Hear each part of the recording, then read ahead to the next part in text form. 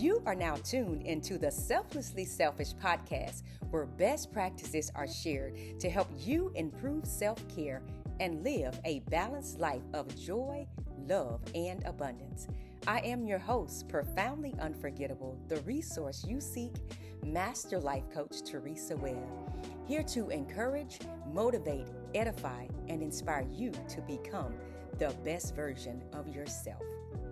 Welcome. Thank you all for joining me. Welcome back, those of you that are returning, and those of you that are viewing for the first time or listening via any other platforms. Thank you for allowing me in your space today. I'm excited because this is episode 5 of the Selflessly Selfish Podcast. And I think the best way to title this one, 5 being the number of grace, is just leave space for grace. As we are navigating our journey to self-care, allow yourself some grace. And that just reminds me of a particular story. And I'm going to try to remember it as best I can. So just stick with me. You'll see where I'm going with this. But I'm reminded of a friend decided to visit her hometown that she had been away from for several years, and just so happened to run into one of her old high school mates. And of course, they were very close, and we all know that we tend to grow apart from people at times. We go into different directions. Our life takes different paths. And the friend, inquired as to how long she was going to be in town. And she mentioned, she had, a few days she was in, visiting to, look after her mom and take care of a few things. Well, of course, she invited her over, just for some time to catch up. And so sitting out back, of course, nice sunny day, warm weather. And she just felt the need that she wanted to, I guess she felt comfortable enough to open up and share, what she had experienced in her life since they hadn't seen each other in quite some time. And she began to share that, life had not dealt her the best of hands as she came to know it. And it just felt like everything that she thought could go wrong had gone wrong. From trying to start a business, trying to go back to school. She had had not one but 2 unsuccessful, marriages in such short time. Not being able to, bear children. It just seems like literally everything that could go wrong had gone wrong. And she just felt like, what was it? Just questioning the whole purpose of her being at this point. And, as she began to share, her friend, how we are, we're going to listen attentively. We're listening because you want to give, someone that's sharing their heart with you, you want to be sure that you're giving your undivided attention. But while she was sharing, her friend couldn't help but hear this noise in the background. And of course, it was kind of distracting. Nonetheless, she continued to listen and allow her friend to share, uninterrupting, because that's important. When someone is sharing, it's so important that we're listening, and not listening to respond, but listening to understand and truly hear where the person is coming from.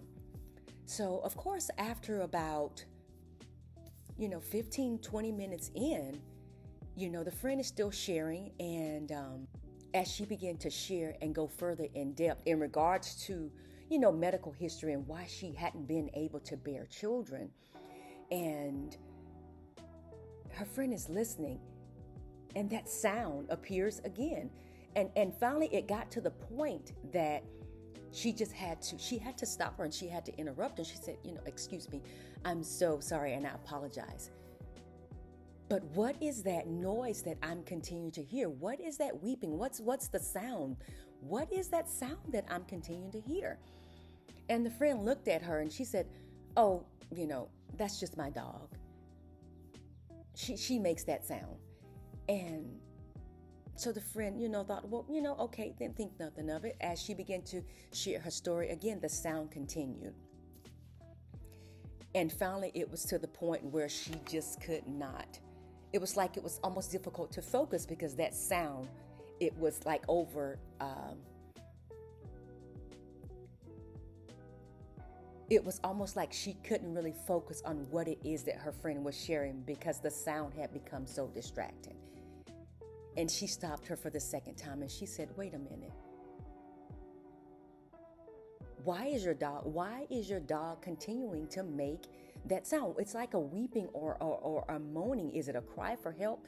And she said, oh no, she makes that sound. Why is she making that sound? Because she's laying on a board with a nail in it. And she thought to herself,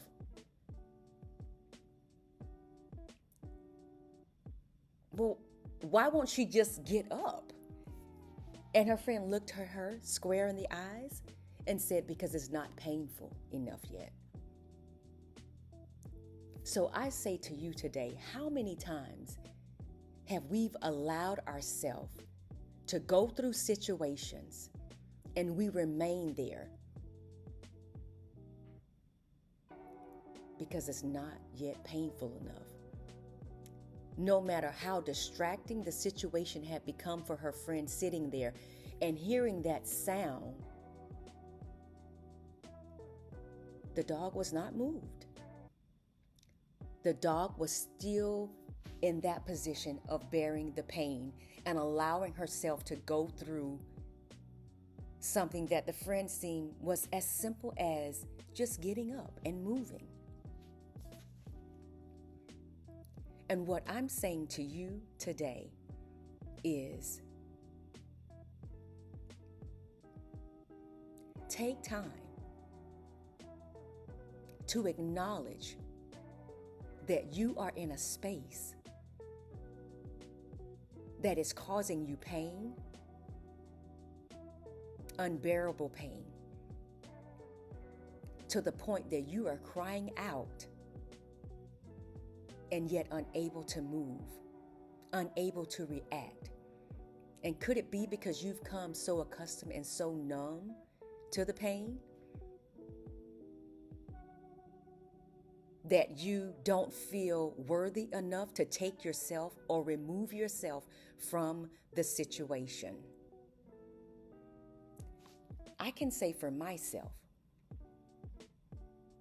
I can recall countless numbers of times where I've allowed myself to become so engulfed in caring for others. And it was just a tactic, just to avoid acknowledging the care that I needed. It was to avoid acknowledging the fact that I needed to take action, that I needed to give myself some grace and acknowledge that I needed changes to be made in my life. That was it. That was it. Now, of course, I will admit this. At the time, it seemed better to just focus on other things. And then after a while, it just got to the point where I had to take action because I was no longer able to use people and things as a distraction to avoid doing what I needed to do for myself. And the first thing that I had to acknowledge,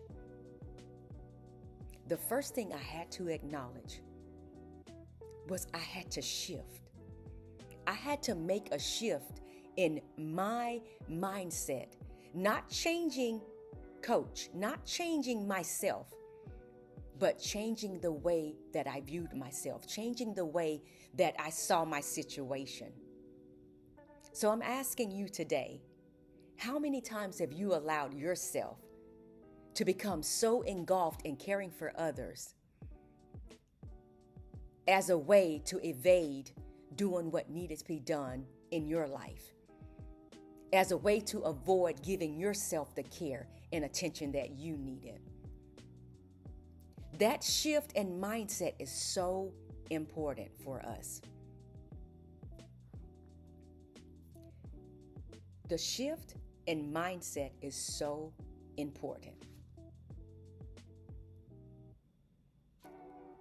I had to decide to end the negative self-talk. I've had to decide and tell myself that I was loved, I'm worthy of love, and I deserve the care and support needed to allow me to become the best version of myself. If you haven't already done so, I'll ask you now, go ahead and subscribe. Join a community of like-minded individuals. If you feel that what I'm saying is resonating with you, join a community of hopefuls that will not only encourage you and inspire you and uplift you, but will also hold you accountable and make sure that you are doing the things that you need and you are providing yourself the care and allowing yourself to receive the care that's needed so that you can live a life that you so deserve. That's what's most important right now. Acknowledging that this journey is personal. And no matter how many people tell you to get up, to pick yourself up, and to move, until you acknowledge where you're at right now, until you can accept that you are no longer in a place that's beneficial, that serves your highest and greatest good, you will remain unmovable. You will remain consistently in a situation that does not serve you in any way that's positive or that's going to allow you to improve your self-care, that's going to allow you to become the best version of yourself. Make it personal. Deciding to navigate the journey of self-care will require you to accept and acknowledge it's a you versus you. Only you can make the decision to get up, to stand up, to take action. You versus you. Only you can stop you. And I'm here to tell you, if no one else has ever told you before, that you are worthy. You are worthy of all the love, joy, and abundance that awaits you. So take action. Decide today that you're going to take the steps necessary to improve your self-care so that you can live a life full of joy and also continue to be of service to others. If you haven't already done so, I invite you to purchase my book, The 8 Keys to Self-Care and Living a Joy-Filled Life.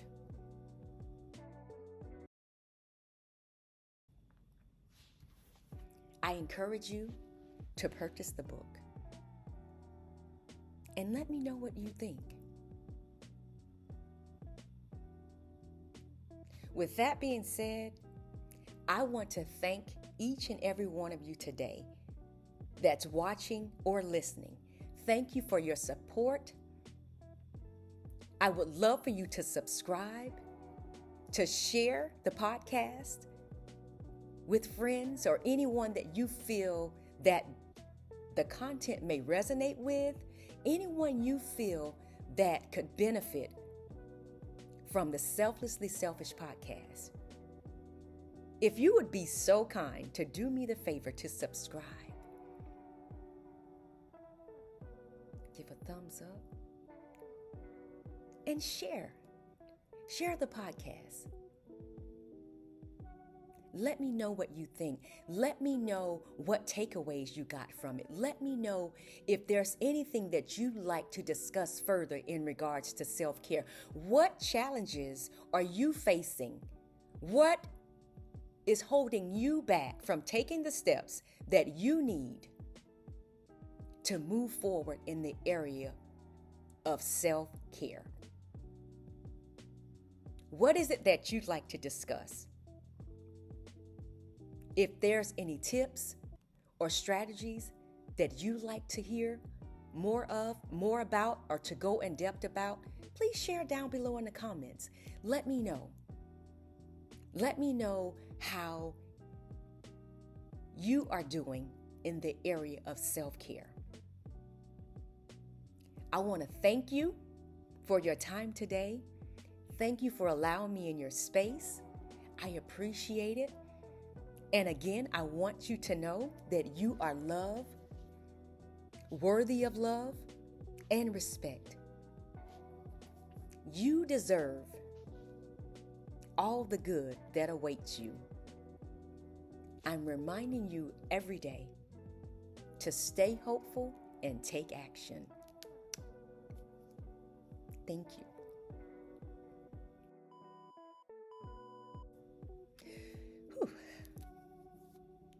So now, those of you that listen and decide to stick around, I wanted to just provide some extra additional tips for you, and to let you know that this is episode 5. So I'm going to say in about 2 more weeks, if you haven't already done so, go ahead and purchase the book, because we're going to now we're going to go chapter. I don't know if we'll go in order, because we've already touched on a few areas of self-care, and we've already discussed a few of the keys. But as we begin to go in depth, I'm going to invite you, if you haven't already done so, you're going to want to have a journal handy, because you're going to want to take notes. It's going to get good. It's going to get good. Because I want you to allow yourself the time that you need. Give yourself the undivided attention that you need. Take time. Set aside some time that you'll have to listen at the podcast, to take notes, and then write down your questions so that you can add them in the comments so we can discuss. Also, I've been thinking about, let me know if you will find some benefit, because I was thinking about actually going live to discuss the book. Let me know what you think about going live. Let me know what you think.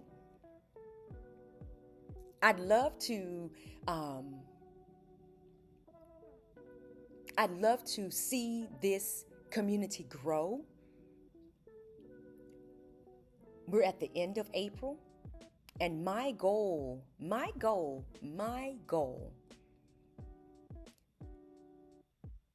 for the end of the year,